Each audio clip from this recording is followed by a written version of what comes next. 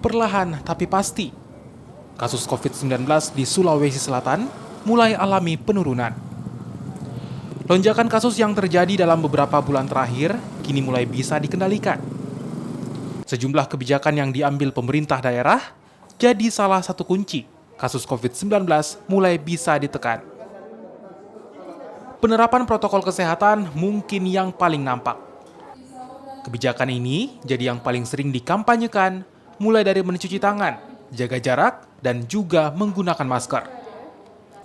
Penerapan protokol kesehatan dalam beberapa bulan terakhir mampu menekan laju COVID-19. Kesadaran warga pun yang kian membaik, membuat penerapan gaya hidup baru itu bisa berjalan baik. Kasus positif terus melandai. Penyebabnya satu, Pak. Karena masyarakat itu sudah semakin patuh, masyarakat semakin sadar, masyarakat semakin disiplin untuk protokol kesehatan. Tinggal bagaimana kita menjaga bagaimana protokol kesehatan ini tetap harus kita tingkatkan. Karena selama vaksin belum kita temukan, selama itu kita masih harus melindungi diri masing-masing.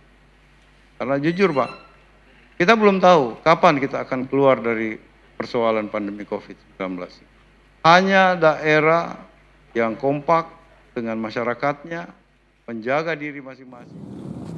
Hingga 22 Oktober 2020, angka kasus COVID-19 di Sulawesi Selatan sudah mencapai 19.000 kasus lebih.